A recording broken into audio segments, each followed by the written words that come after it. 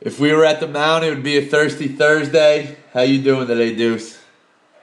I wish I was going to Odd's house, but I can't complain. Maybe we should meet there tonight for Chiefs Raiders. I would love a little yin and wing boys night. How's everything going? Starting the grind, the winter grind. I think for everyone on the East Coast, the weather is about to turn for the worse. So I guess everyone's clubs are away. Football playoffs are in full swing, and depression's going to set in. Well, let's get some warm thoughts. Your thoughts on Tiger Woods last weekend? I come away with mixed feelings. I thought he had some great moments, and then he had the most double bogeys he's ever had in a 4-day event. So there's the good and the bad, and I think you have to take the bad. He hasn't played in almost a year and a half. I don't think people realize what the difference is between tournament golf where live ammo, shots actually matter, and just screwing around. There's a huge difference. So for him, I think it's probably a lot of positives. For me, I liked what I saw with his tempo. I thought his short game was great. It looked like Tiger Mold to me, which was one of the things that really slipped the last few years. I still worry about his big swing. It looks like he's still getting stuck underneath a little bit. The right elbow drops. I know Brandel Chambly pointed this out, and I think he's dead on. And the club gets a little behind him, and it puts a lot of pressure on his back. So some good and some bad. One side note before we get deeper into it. Brandel Chambly makes some asinine comments, but when he breaks down the golf swing, he's as good as anybody. It's weird. Sometimes I think he gets a bad rap just because he likes to pick on certain guys. He plays favorites a little bit too much, I think, to be renownedly liked. I think he wouldn't get as much criticism as he does if he would fairly criticize and critique other players more often. But he seems to pick on 3 or 4 of the same guys over and over. But when he's on, like you said, he's great. He's a very, very smart guy, especially about the golf swing. I highly recommend his book, Anatomy of Greatness. Great stuff in that book about the golf swing and the commonalities of the greatest players who ever lived.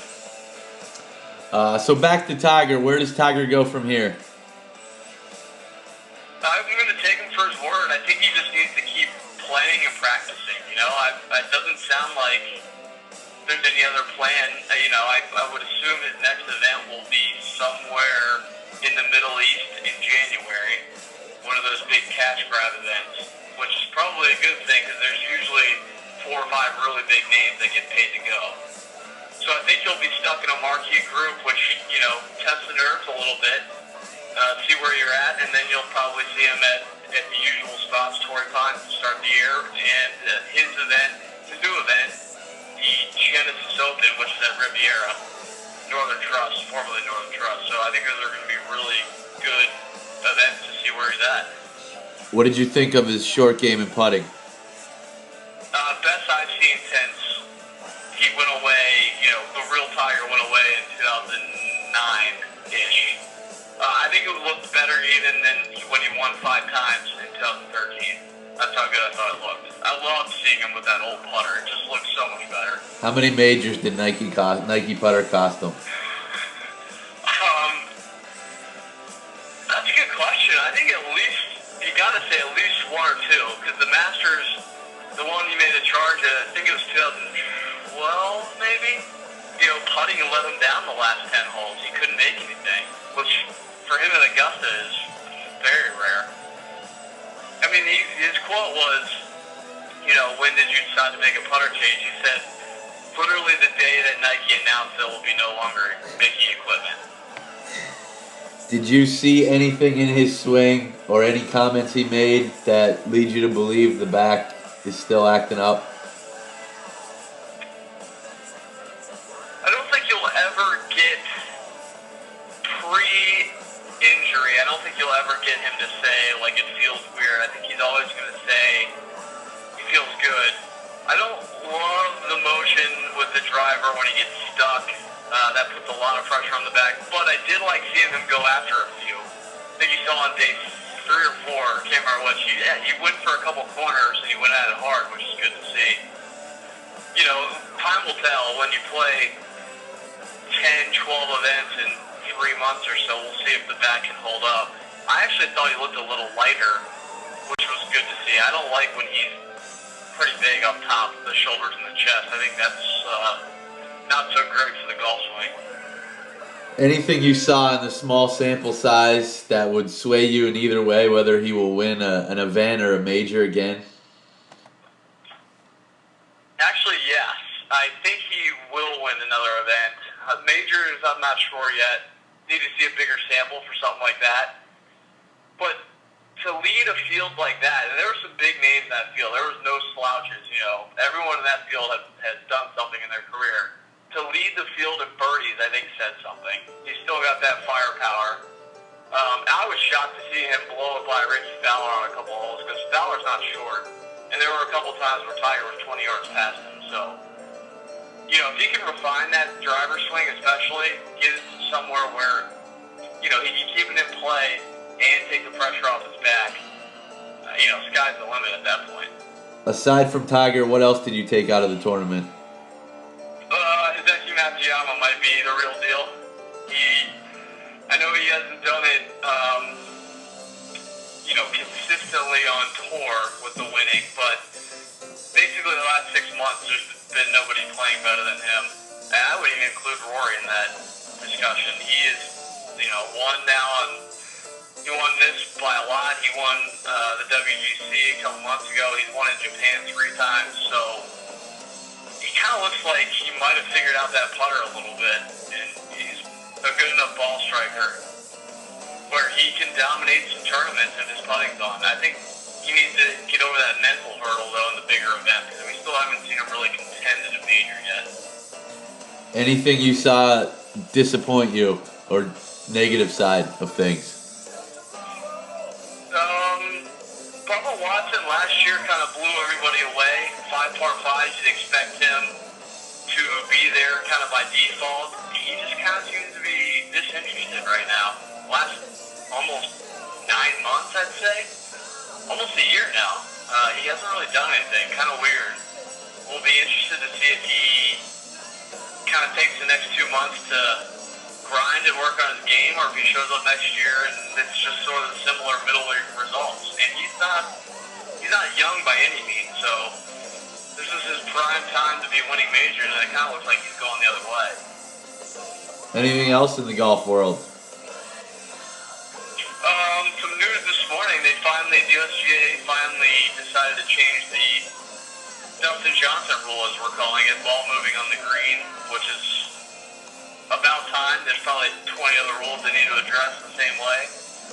It's shocking, sort of Tiger-esque news. Lydia Ko has now split with her caddy, and she fired David Ledbetter yesterday, and she is rumored to be switching equipment companies, and this is all within a month time frame, so kind of shocking for someone who has broken all the records in the women's game.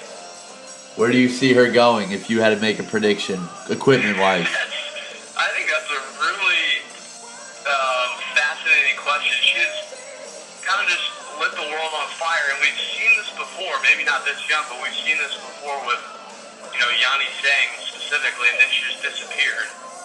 We hope that's not the case, but you never know in the women's game. It sure seems like they get dominant, and then they kind of go away pretty quickly. Something to certainly keep an eye on.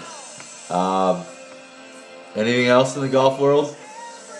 No, I think we're probably done with golf until Maui, if I had to guess, in January.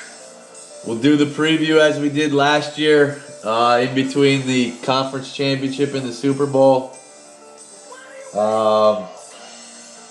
Give me your thoughts on the college football playoff. Exactly what I expected. Kind of disappointing.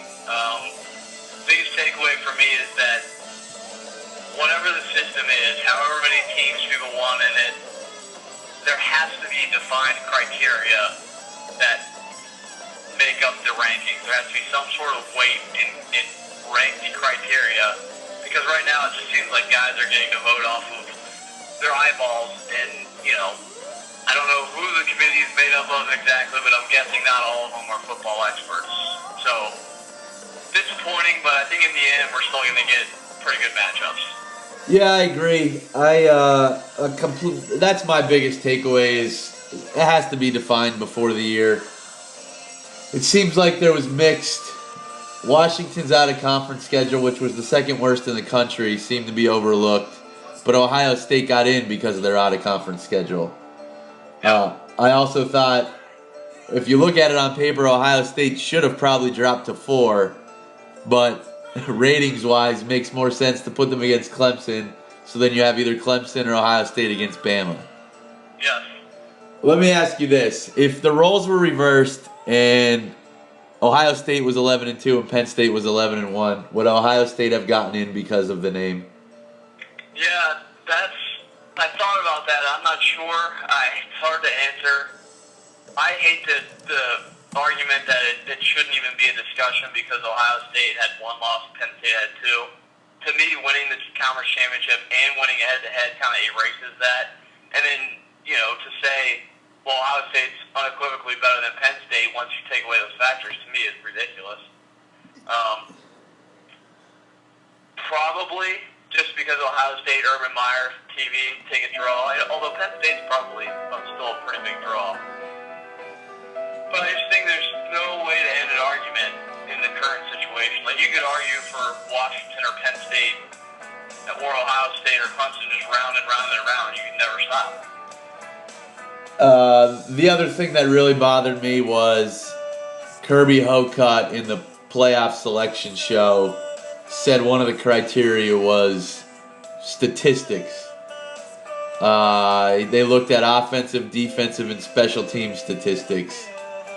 And I know that every conference is different, but how can you compare a Big 12 defensive stat to a Pac-12 offensive stat? You can't. It's insane. I mean, 2 weeks ago, someone said, I don't know if it was the same guy, said they liked Oklahoma's offense. What the hell does that mean? Exactly. I mean, who cares? If you win the games, you win the games. I'm the biggest stats guy but it shouldn't matter in that situation. It shouldn't be a deciding factor that Washington gets in over Penn State because they think their offense is more explosive. Yeah, I think ultimately it came down to Penn State and Ohio State, and I think Penn State probably beats them 3 or 4 out of 10 times. I don't have too much of a problem with Penn State being left out. The big problem I have is I don't really know. I mean, at first glance, I think Penn State should cancel all their big out-of-conference games and just schedule cupcakes. Of course. Why wouldn't you? I've been saying that for years. If you're Alabama, why the hell would you want to play anyone out of conference? It makes no sense. I think if Penn State plays Portland State instead of Pitt, Penn State's 12-1 in the playoff. Yeah, and I heard an argument yesterday. Well, Penn State lost to Pitt. Like, you should be automatically out. Well, I'm like, well, Pitt's pretty good. It's not that bad. Yeah, it's frustrating, and the biggest. And you live out west. Pitt's a pretty good team. I think they finished in the top 25. Not that means anything, but yeah, they beat Clemson. in Death Valley. So the biggest frustration goes back to the first point you make is I don't know what the criteria is even heading into next year. I think. Yeah, and that's people think I'm arguing for Penn State over Washington. I'm not. I think Washington played a cake schedule, but they did win their conference. They are Power 5. But I just don't know why Washington is in over Penn State. Is it just because of the 1 loss? Well, if Penn State played in the Pac-12, they're probably sitting in the same position. I don't care about wins over a horrific Oregon team. Like, that's not a good win this year. To me, I think good wins are the most important thing. I completely agree, and I think that you sort of alluded to it, but I think some sort of percentage, there should be some sort of percentage points, whether it's 50% or 60%, similar to the BCS formula, and then use the rest as the committee's eyes. It shouldn't all be committee's eyes. Yes, exactly. When you got guys coming from all over the country, if I was sitting in that room, I would have an agenda as well. Everybody's got an agenda. Exactly. So that's my takeaway. Give me your early thoughts on the two matchups we have. I think the Ohio State Clemson game is very intriguing. It's very similar teams. I actually lean towards Clemson just because they haven't showed it this year. They haven't gotten it together the way I thought they would. But I think they're a little more put together than Ohio State. That Michigan game really, I know Michigan's defense is very good, but Ohio State couldn't throw the ball. They couldn't run the ball. In the second half, they kind of just went to especially the fourth quarter, they just went to broken down play and J.T. Barrett run it. And I'm not sure you're going to be able to do that for 4 quarters in a game with that type of pressure. So that game I like Clemson. The other one, obviously, you got to lean Alabama. I do think Washington can pose some problems. They have some athletes on the outside on offense. I like their tight end, especially if you can get them matched up on one of the bigger linebackers. If they play smart, I think they could throw it around on Alabama. The concern would be that offensive line holding up for 4 quarters against Bama's defensive line.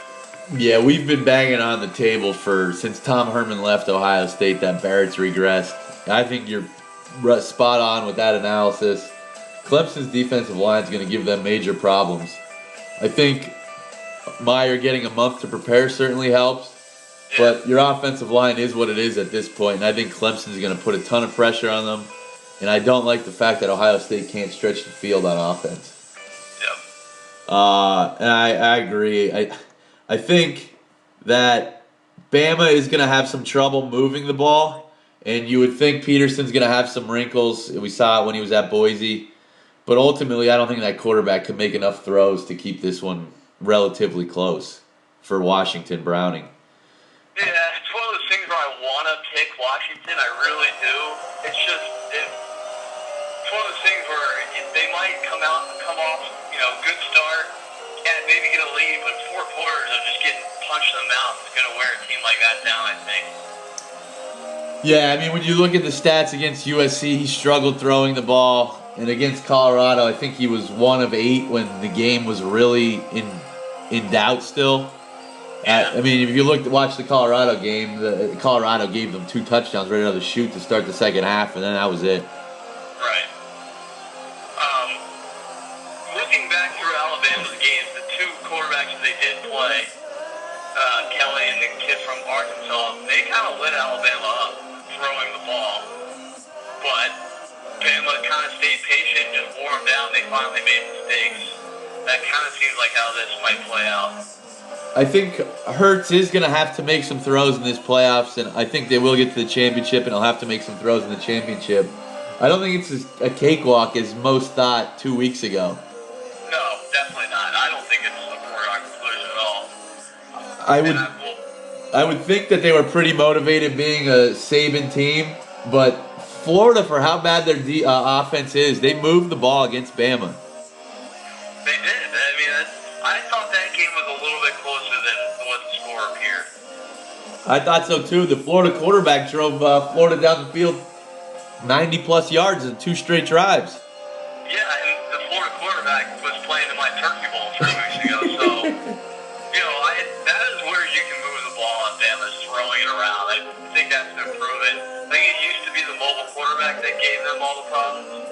I think now it's the kid that can throw it and maybe escape the pocket once in a while. Is Lane Kiffin on the sidelines come the playoffs? The million-dollar question now, because I think that greatly affects the playoffs. Not that I love Lane Kiffin as a coach. I think he's done a good job. But I think that, if he does take a job, I think that greatly impacts the mindset of a team, especially a unit like the offense. I'm with you. I think there's small value in taking Washington right now. I think it's 16 and a half. And if Kiffin's still there, then just take Bama the day of the game and cancel it out. I mean, he's probably, I would assume he's still coaching. Either way, right? He's the national championship. He's not going to just leave, I would assume. I would think so, but how motivated is he and how much preparation does he put in if he does take a job like Houston? This is quickly your thoughts on Matt Rule jumping to Baylor. He must know something that I don't. Maybe the NCAA is just done with Baylor, and in which case, it's still a big school in a part of Texas where you can kind of dominate recruiting around that little area. They've proven they can get kids, athletes specifically, so at first glance I was shocked that he turned down Oregon. At second glance, now with USC and Washington looking like they're waking up, I think I'd rather have the Baylor job if the NCAA is totally out of the equation. I completely agree with you, especially in the Big 12. We've talked about it. The Big 12 is a winnable conference. We think Texas probably made a good hire in Herman, but that may take a year to get going. And we all know what Stoops is. He's going to lose a game or two every year. Yeah, I agree. If the NCAA is done, he's in a good spot. That was my biggest, when I first heard it, I was like, holy crap, like I thought that job wouldn't even exist, that the program wouldn't exist, but there's no way he signed a 7-year deal. I think he was sitting in a great spot, coming off back-to-back double-digit wins at freaking Temple. I don't think he would blow that on a 50-50 proposition if the NCAA was involved. One name that we hear every year, and I'm still surprised he's at his school, and I don't know if he's ever going to get a big job, is Mike Gundy. It's a weird one, for sure. I think maybe the shine has kind of worn off because of exactly what you said. He's been mentioned so many times, and nobody has actually made the leap. I think maybe there's a little bit of buyer beware just because of that now. Yeah, it's interesting. Anything else you want to touch on in college football? I don't think so, no. To the varsity, your thoughts from last weekend? Pretty disappointing weekend overall for us personally. Pretty disappointing weekend for our teams. I actually think last weekend for me, just watching the broad landscape, there are more teams that can win a Super Bowl this year than I can remember at this late in the year. Especially in the AFC, to me, right now, just what has happened the last couple weeks, the Chiefs have to be the favorite in the AFC, I think. I know you can make a case for the Raiders, but no way would I feel comfortable betting on any of them to go to the Super Bowl. Maybe it's crazy, and the Earl Thomas thing shakes it up, but to me, Seattle is a pretty big favorite overall right now, just because they have a far easier path than anyone in the AFC. And maybe I'm jumping the gun here, because I watched the majority of this game. I think the Steelers all of a sudden are back in my mind as one of those teams that can get a 5 or 6 seed and run the table. That was going to be... Their defense to me looks... I know they're young, I know they've been good. I kind of like a couple players in their secondary, and then their front seven always hits hard. The Steelers can be sneaky to me. That was going to be my question to you. We've both been on the chickens wagon, and it always seems the past couple years that a defense gets hot and they ride them to the Super Bowl. But could this be the year that you don't have to have that dominant defense? The Falcons come to mind, the Raiders come to mind. Yeah. Even the Patriots to an extent. The defense can make a run, like you said, and not be a dominant defense, if that makes sense. Well, we can break it down as we get through Guess the Lines. You have a 2-game lead with 4 weeks to go. We start with a great one tonight. Chiefs, Raiders in Arrowhead. I said Chiefs -3. I said Andy -1. I get this one. It opened 3.5. It has remained 3.5. Wow, big opening tee shot by you right there. 3.5 is a total stay away from me. I've seen it at 3 in some places. 3, I feel a little more comfortable going with the Chiefs. I think I like the Chiefs in this game, even though they're coming off a huge win. There's something about the Raiders I don't like. I think it's their back half of their defense. I know the Chiefs are not the team to exploit that, but the Chiefs play very smart, and I really, really like their defense. at home in a very, very cold weather game like it's going to be tonight. One side note: we went 3-4 last weekend, so we're 3 games under 500. We're going back to basics. We're just going leans today, and we'll tweet out the officials on Sunday. Too much shit happens on Friday and Saturday. I mean, imagine if we took Carolina last week and found out Cam Newton's not going to play. Yeah, we've gotten burned. By my count, I have 5 written down by either injuries or something weird happening Saturday, Sunday morning that we haven't reevaluated because we haven't heard the news, and then we get burned by a pick. So we got to be more careful. I like that strategy a lot. I feel responsible that little Tommy or little Susie might not have a present under the tree this year because somebody's followed the picks. But I promise we're going to get hot these last 4 weeks. That is going to deliver for Christmas. I like it. So back to this Kansas City game. After how Kansas City won last week, I feel like we're going to see one of those Andy type games that you scratch your head and wonder, what the hell did Andy do? Yeah. It's coming, and I feel like tonight could be the night. Even though I don't love this Raiders team, everybody seems to be hopping on, and I watched a lot of that Bills game last week. We had the Bills. They were up 24-9, and Khalil Mack completely turned that game. Yeah. So I'm not sure why you don't go into this game plan with just double teaming him. I know Bert Servan's a decent pass rusher on the other side, but I think that defensive unit is bottom third of the league as a whole. The weather tonight in Kansas City, I'm expecting to be cold.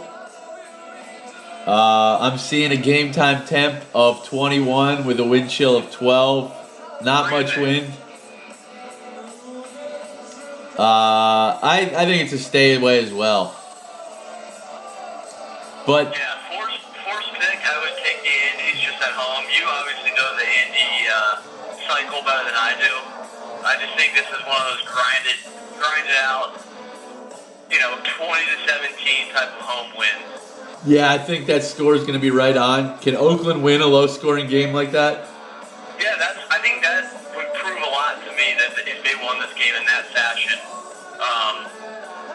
Hayden, their best cornerback, out tonight. I'm not sure, like I said, the Chiefs don't push it downfield, but with Macklin back and with Tyreek Hill emerging, losing your best corner is the best thing. So, I lean Chiefs here, but like you said, kind of a stay away. If Raiders win tonight and go to 11-2, and the Chiefs fall to 9-4, do the Raiders clinch the division? Probably, yes. I think 2 games back with 3 in play is about it. To Sunday, big game in Tennessee. Broncos, Titans. I'm seeing Simeon still listed as questionable. I had Broncos opening at 3. I think that has gone down. I had Broncos at 1. You get it. It opened Titans -1.5. It is Titans -1. Oh, man. I wish I knew who was starting at quarterback. I don't think this is going to be one of the games affected by weather. Nashville is, I believe it's going to be okay. 45 degrees, light wind. Okay, so that's not a big deal, especially for Denver. I think obviously tonight's game will have some sort of impact, not huge, but I think if the Chiefs win, especially tonight, that game is much more important for Denver on Sunday. I want to lean Denver here. I don't know why, but there's something telling me that Mariota against that secondary is not a good formula. Tennessee is coming off a bye. Them and the Browns had the 2 last byes of the season. If Simeon's in, even though I'm not a fan of him, I think they could throw the ball on Tennessee. If not, I think that this is a low-scoring game with both teams just trying to run the ball. Yeah, Tennessee is one of the better running teams. Denver's defense has actually been beat up pretty good by identify that, he will stack the box, and it's not like Tennessee's receivers scare anybody. You leave Talib and Harris out there one-on-one, you let Ward run the box. Just seems like, I know I harp on that a lot, but it seems like Denver's defense is in such a good position this week against a team that doesn't love to throw it. Yeah, as we talked about, this is a must-win for Denver. Loss here, Titans the wild card, and that's all they would be playing for is the wild card. And Tennessee's in a log jam with 3 teams at 6-6 in that AFC South. Sneaky big game, actually. Huge game. Yeah. I don't have a side right now on that, but if Simeon's in, I think I lean Denver. I am totally with you. Carolina hosting San Diego. I said Panthers -1. We did quite a bit on this one. Maybe I'm thinking of Carolina last year. I said 4.5. It opened Carolina -3. It's Carolina -1.5. So you get that one. Wow, stole that one. Before you get into the game, give me your thoughts on what happened with Cam Newton last weekend. Is it what they say it is, or do you think there's more to this? There has to be more to that. There's no way. I know their season was probably over anyway, but there's no way you're benching a guy for a play knowing that you're going to get asked a million questions about it. I'm completely with you. I think There's no way. when I look back at everything that's transpired the last almost year, it all turned on that play where Cam Newton did not dive in the pile in the Super Bowl for the fumble. Yeah. He got grumpy after the game and stormed out of the conference and hasn't been the same since. Do you think both Rivera and Newton are in Carolina next year? Yes. Do you think next year is the breaking point? One of them stays and one of them goes? Yeah, I think it's for the head coach, not the quarterback. Yeah, I'm with you. There's just no way. I mean, you couldn't find a freaking tie in L.A. Come on. Or San Diego, where the hell they were? I can't even remember. There's no freaking way you can't find a tie in 5 minutes for Cam Newton. Yeah, there has to be something more. I don't get it. It's a weird story. I'm starting to wonder, and I've been a huge proponent of his talents. I'm starting to wonder if last year was kind of an aberration for Cam, and this is more the norm. It is fair to ask. Most of the other years, he's been closer to 8-8. Yep. I don't think he has a ton of talent on the outside, but he has enough that they shouldn't be in the position they're in right now. Yeah, Kelvin and Greg Olsen should be enough to be better than 8-8. Your thoughts on this game with San Diego coming to town? I want to see the health of Luke Kuechly. I saw he was at practice, but the concussion he had seemed pretty bad, so I'd still be surprised if he played. San Diego really let me down last week. I'm shocked that they lost that game at home to Tampa, basically eliminating them. So 2 teams that have nothing to play for usually is a complete stay away from me. I think with these 2 teams having nothing to play for, I trust that San Diego is going to come to play. I don't think Phil Rivers is going to give up and quit. I lead San Diego in this spot. If I had to pick a side, that would be the side for the exact reason you said. Huge game in Indianapolis. They host the Texans. Both teams 6-6, along with the Titans. I said Colts 3.5. I said the exact same thing. So we'll tie there. It opened Colts 4.5. It has jumped to Colts -6. Wow. 6? I mean, I get it. Maybe it's based off of that Monday night performance, where it was more the Jets quitting than anything. But I think I liked Indy even giving the hook at 3.5. I'm assuming the public is pretty hard on the Colts, so I wouldn't be shocked if this went up even a half a point more. But man, that seems like a lot. We hate Brock Osweiler more than anything, but 6 seems like it might be a gift. I didn't see a ton of that Packers game last weekend, but Osweiler wasn't his usual terrible self. I expected like horrendous numbers in the snow. Granted, it was snowing, so the Packers offense, didn't put up its usual output. But Fair point. the Texans defense without Clowney didn't look half bad to me. So they get Clowney back this week. Indy's pretty one-dimensional right now. I know Gore's having an okay season, but pretty one-dimensional still. I really like how Indy loves playing, but 6.5 seems like a ton. This to me has to be an overreaction line move to what happened Monday night. I can't imagine that the Colts deserve to be given 6 to anybody in this league. Thunder Dan has been pretty good with his two teams this year, Indy and Rowe. I would like to get a consultation with him, maybe via Twitter, and see what his thoughts are. Yeah, I agree with you. 6 just seems like a ton. Yeah. Moving along, Cincinnati and Cleveland. Cleveland is back after their bye, so they're available for us to bet on again. We usually like them a lot for some reason. I said Bengals -4.5. I said 5.5, and just the asterisk, we did these lines before we knew who the Browns quarterback was going to be. Not that it matters. RG3 is probable.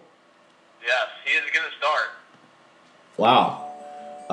This opened. What was your guess?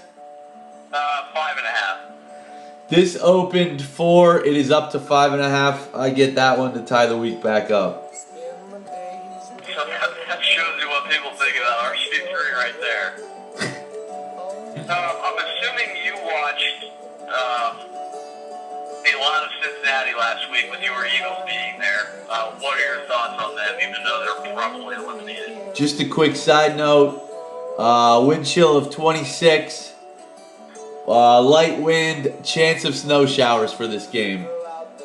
Yes, in Cleveland, so that'll probably be lake effect snow, which means could be heavy 1 minute, light the next. At first glance, I thought, well, first of all, the Eagles' secondary is horrendous. Schwartz made 0 adjustments for the second straight week. But I read something today that Dalton, on average, got the ball out in 2.4 seconds, which was the quickest of any quarterback last week. Vontaze Burfict's had a really good year. He was all over the field last week. He is a really good player when he controls himself. He makes some big tackles and he diagnoses plays really quickly. But I want to lean Cleveland in this game. I don't think Cincinnati's what they showed last week.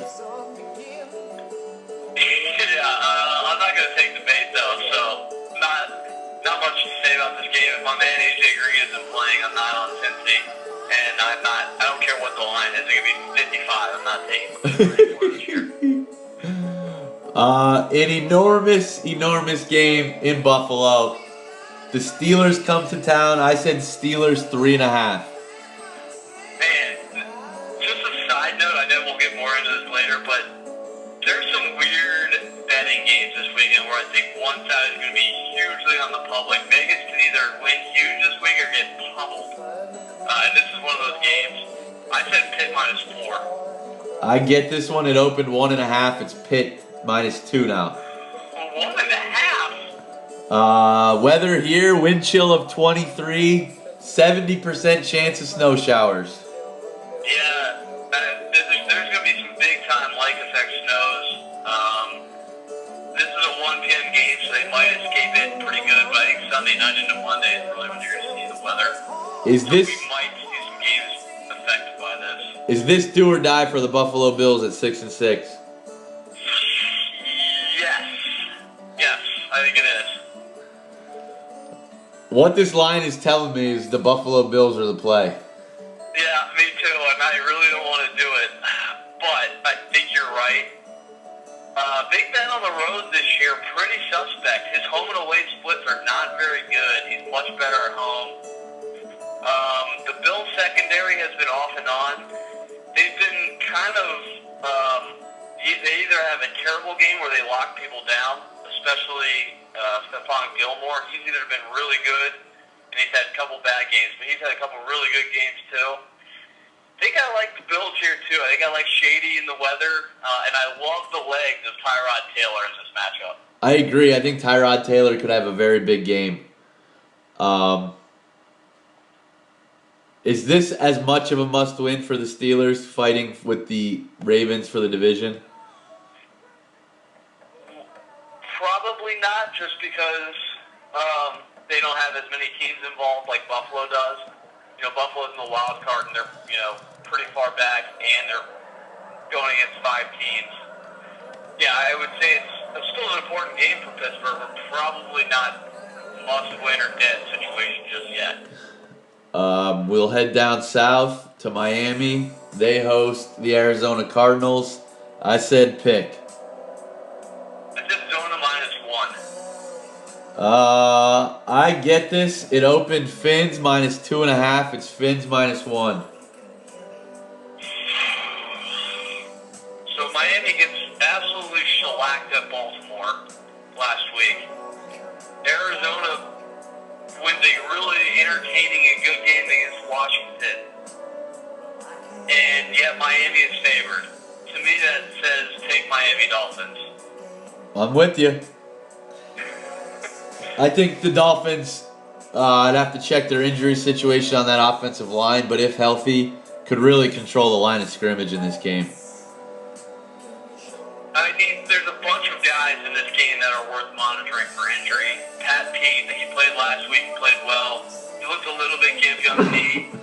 Honey Badger, not sure what his situation is going to be this week. He did not play last week. And then for Miami, the offensive line and Devontae Parker played but barely played last week. Fins at 7-5, must-win territory. I think I'm giving them one. I mean, it's obviously dependent on what other teams Sure, do this week. sure. But I'm giving them 1 week just because the other teams they're going against, the Bills are 6-6, Baltimore, Pittsburgh 7-5, any AFC South team 6-6. It's the AFC West that's the problem. If Denver wins and you lose, then you're all of a sudden 3 games back. 2.5 games Right. back. It's kind of a dire situation at that point. So, borderline must win or dead. Yeah, the injury situation is going to determine the lean in this game. I think to control your own destiny is must win. If you lose, you're going to need help at that point. To Detroit in the Dome, they host the Chicago Bears. I said Lions 8.5. I said Lions 8. You get this at open Lions 7. It's up to 7.5.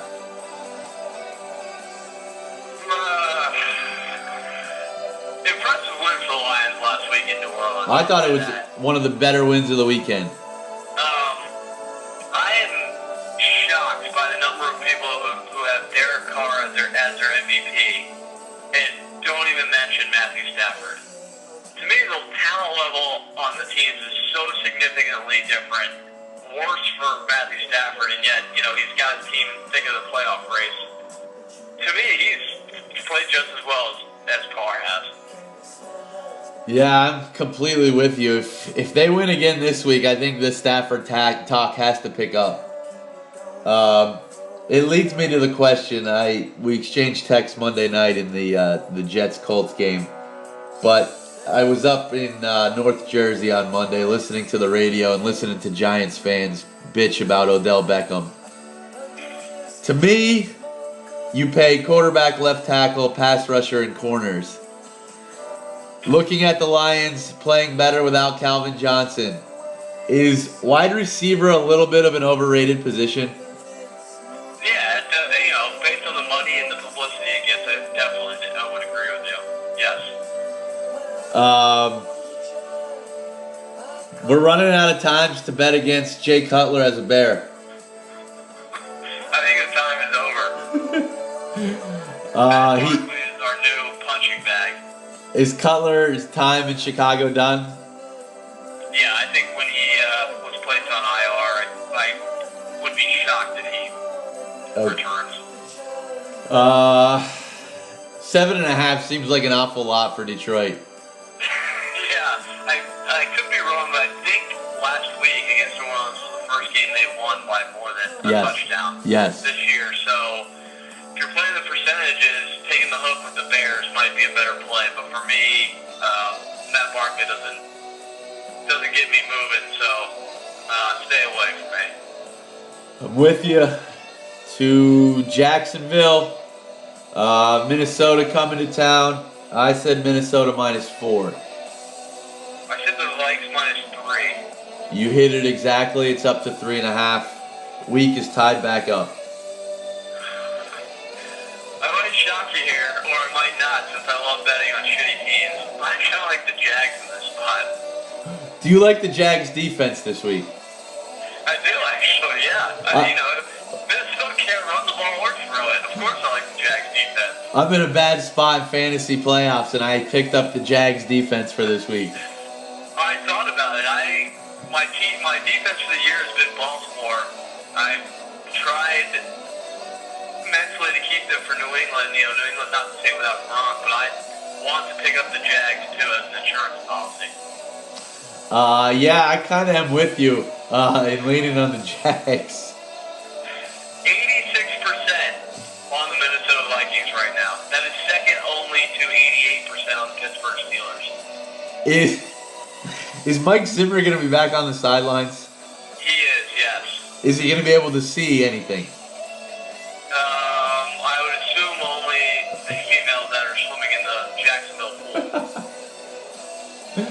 I mean, if the Jags are going to win another game, this is it. This is their spot right here. Is Minnesota playing for anything right now at 6-6? I haven't looked at the playoff picture close enough. Let me see if I can get it up real quick. Yeah, I have the wild card here somewhere.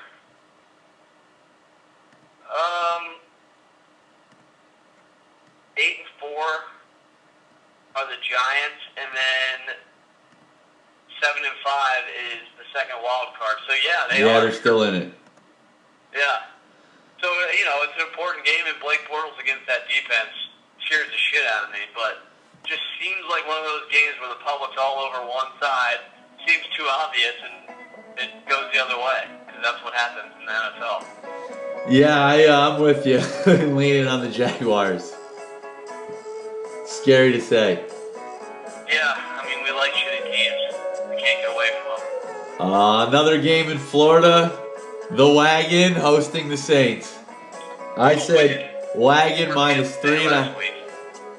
We said don't jump off yet. About a month ago, and they've gotten hot. They are now 7-5, and a half game behind the Falcons for the division. I know we were on them. They were the Wagon team. I put one leg off. I'm very surprised at how well they're playing. I said Bucks 3.5. I said Bucks 3. You got it. It opened a pick. It's up to 2.5. I do not have a feel for this game. I've been wrong on both of these teams a lot this year. Yeah, I don't either. This seems like a spot for a Bucks letdown, but New Orleans is not great on the road. It's so hard to predict when New Orleans' offense is going to click and when it's not. I just don't get it. This seems like it could be a high-scoring game. You would think so, yeah. Doug Martin says he's okay, but Dirk Cutter says that Jacquizz Rodgers will get back into the rotation this week, so I don't really know what that means. Something to watch, though. Moving along to Philly, the Hearts come to town to play the shittiest team in the league. Really sour on your Eagles. I said Hearts -2. I said Philly -1.5. Get this to tie the week back up. It's open Hearts 1. It's still Hearts 1. I donated that one too. This is a game, that type of game That who loses? I'm sorry. Washington loses. Uh, I like the Eagles a lot in this game, actually. Explain to me why. Because Washington lost a heartbreaker on the road in Arizona. Their defense stinks. And that's basically it. I don't want to be invested. Not to harp back on it because I spent 40 minutes on it 3 weeks ago. The Hearts were done such a disservice with this schedule. It's an absolute joke. When I seriously look at the Hearts roster, I know that what happened last week probably soured you. The Hearts are a dangerous playoff team if they were able to get in. Because they can score on anybody. Exactly. I liken them to the Steelers in the AFC. Yeah, that's a good comparison. I just think that they're a terrible matchup for Philly.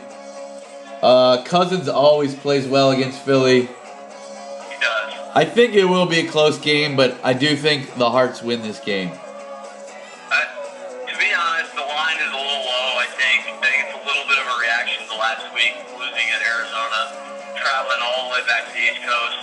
It's a must-win game, though, so I think you'll see them pull out everything.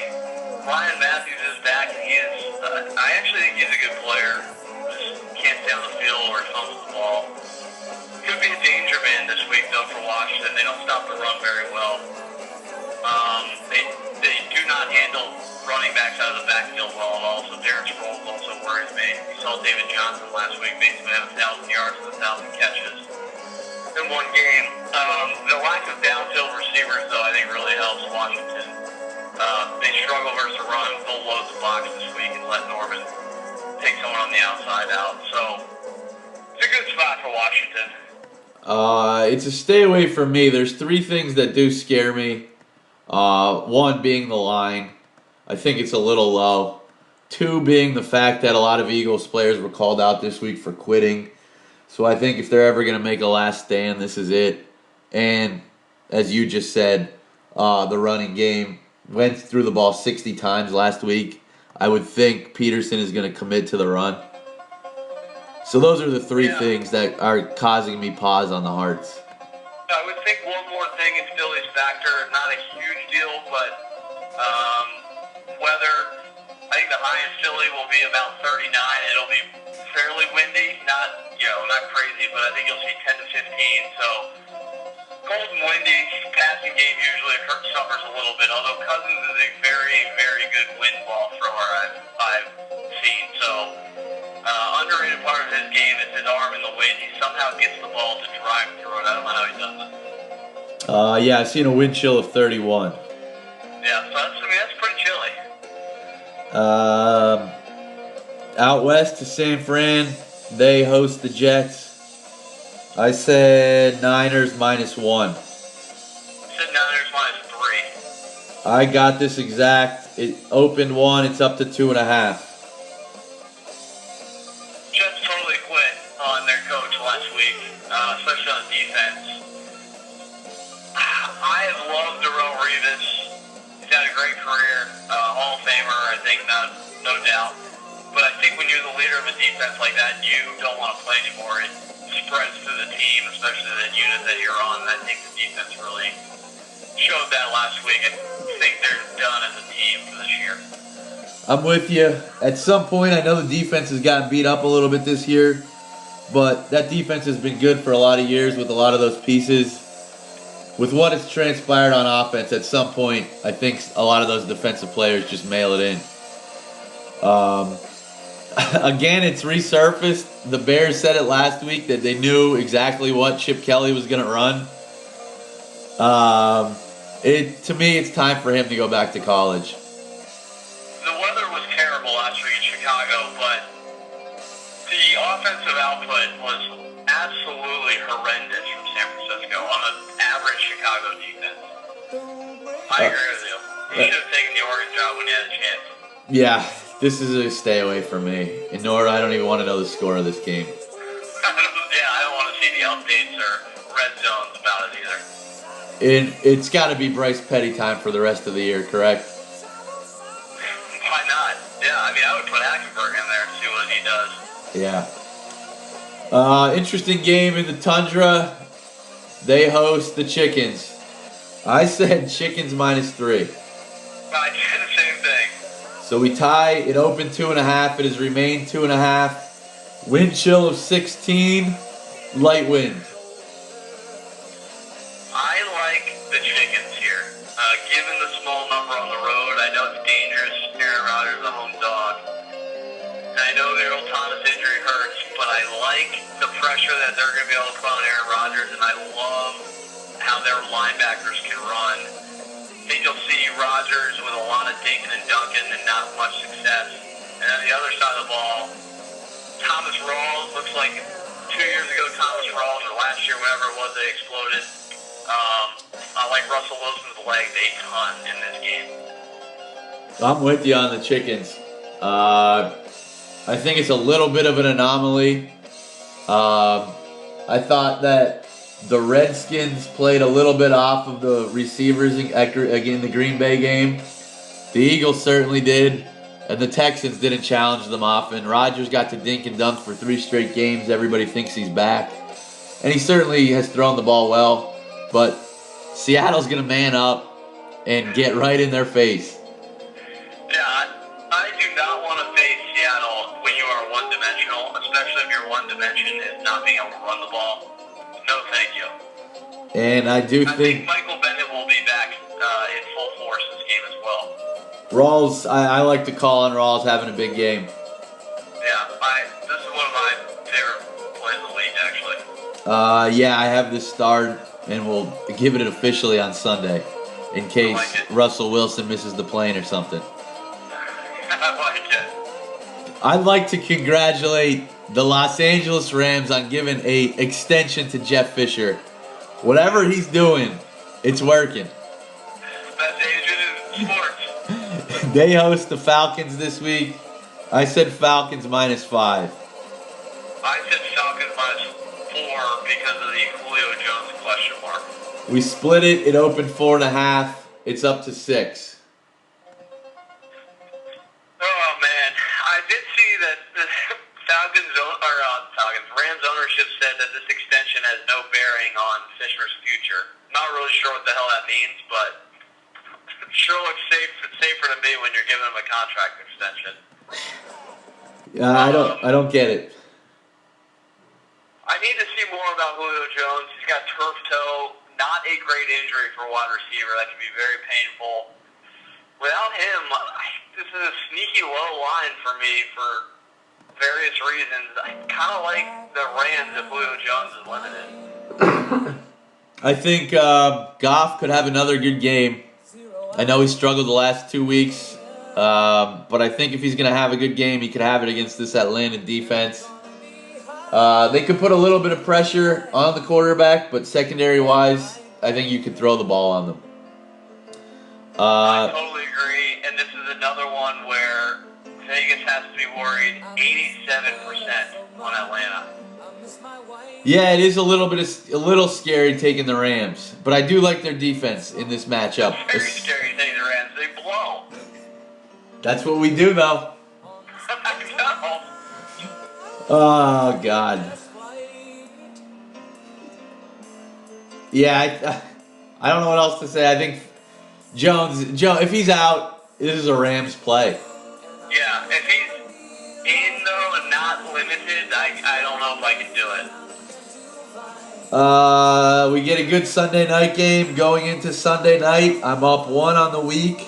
You're up 2 on the seasons with 2 games left for this week. So I need this, or the magic number is 0. 2 big games right here. Cowboys at Giants Sunday night. I said Dallas -4. I said the same thing. Dallas -4.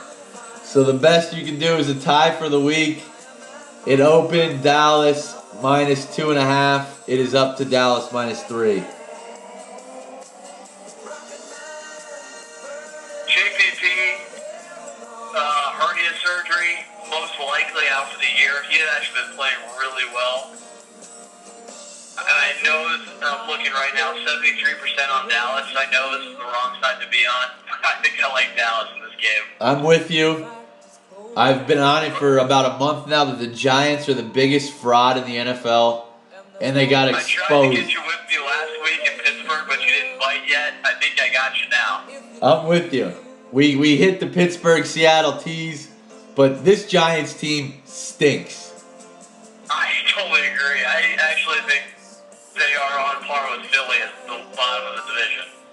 They've gotten lucky in a couple games. They have absolutely no run game with a wind chill of 27 and light wind, which means probably moderate wind in the Meadowlands. Yeah. You have to be able to run the ball. They cannot run the ball. And Dallas is going to control the clock. Dallas is the play. I think JPP is a huge loss. He's one of the few guys that is an elite pass rusher and an elite run stopper. Landon Collins' Pro Bowl season at safety, he could give Dak some problems, some mix-ups in the middle of the field, but I agree they control the clock. I think you see bad Eli game here with the wind. I think you see some turnovers by the Giants and Dallas. A revenge spot as well from week 1. Dallas does have a 2.5 game lead to bring the playoffs through Dallas. So if Seattle were to lose, I guess it's maybe a little bit of a tough spot for Dallas. You know, how much are they really playing for? They would have clinched it. That would be the only hesitation for me. True. I did see Zeke and Dak at the club partying this week, a little Johnny Football style, so I think they might want to prove something this weekend, too. But as you mentioned, a division revenge game, so I do expect them to play. Yeah. Up one, last game of the weekend, or Monday night, to New England. I have a feeling that you're getting this, though. I said Patriots 5.5. They host the Ravens. I said Pats 6. You do get it. It opened 9. It's down to 7. Wait, what? 9? That's what Insiders has here. This had to be made prior to Gronkowski being out. I know that Baltimore had a big win last week, and the Patriots haven't looked at themselves the last 2 weeks, but 9's insane. Even 7, I think I like the Ravens here. They just always play them tough. I think especially with Gronk out, their defense is kind of built to play against New England. And I think you can move the ball over the field on New England's defense. Even though I don't love Joe Flacco, he usually plays pretty well against New England. So I like the Ravens. He does play well against the Pats. Before seeing this line, I kind of liked the Ravens outright. I don't know how this line is 7 points. That would be a big hesitation for me making this an official right this second. I think I still am on the Ravens, but the line being so high almost makes this too obvious. I guess a little bit of hesitation would be, I'm seeing 70% chance of snow, 32 degrees, wind chill 23, decent wind. Ravens can't really run the ball. No, they cannot. I think you'll see a little bit more Kenneth Dixon this week. I think the Pats will be able to dink and dunk their way around the field, but at 7, I expect the clock to be moving if they're dinking and dunking. I don't know if you can dink and dunk on a really good defense, though. Like, Baltimore has seen them dink and dunk a million times before. I would think they are ready for that and are going to dare them to beat them over the top. Yeah, I think that's how you're going to have to beat them this week, and do the Patriots have the weapons to do it? I don't think they do. I know I mentioned this last week, but the one guy I do like sort of deep down the field is Chris Hogan, especially seems. The rookie from Georgia, Mitchell, he looks sort of promising, so he might be a name to watch this week, too. If you're Belichick, what are you trying to take away? That's an interesting question because they don't really have a ton of weapons. I would assume Malcolm Butler will be on Mike Wallace the entire game. You let Logan Ryan deal with Steve Smith. I would assume they try to take away the run completely. They're already a poor running offense, so I think Belichick makes them even more one-dimensional. Well, the good news is there's some games this week that I do really like. But as mentioned earlier, I'm waiting to see what transpires the next couple days. We'll get the officials out Sunday. Anything else in the NFL for you? No, looking forward to this weekend. I think we're getting down to nitty-gritty. There's about 7 games, I think, that Vegas is either going to get destroyed on or they're going to make a ton of money. Yeah, I'm with you. In week 14, I tend to take the side of Vegas. Yeah. Especially with no college football this weekend. I think I saw a stat that favorites, underdogs are 89, 89, and 10 this year, so been a pretty even season. I think most of the favorites covered last week, and probably most of the favorites that were big liabilities to Vegas covered. Yes. So I am excited to be on the Vegas side this weekend. We have been on the Vegas side, I feel like, all year, and it hasn't worked out. So I'm a little hesitant, but I would think at some point it's got to turn our way. Anything else you want to touch upon this week? I don't think so. We'll get into the NBA a little bit more after bowl season. We'll have. It's just starting to crank up. I don't think we need to talk about it until June because it's going to be Cavs and Warriors, so it really doesn't matter. I agree with you. We'll do the bowl preview just before Christmas. I like it. Great job by you today. To the host as always. You have a good one. All right, see you, buddy. See you.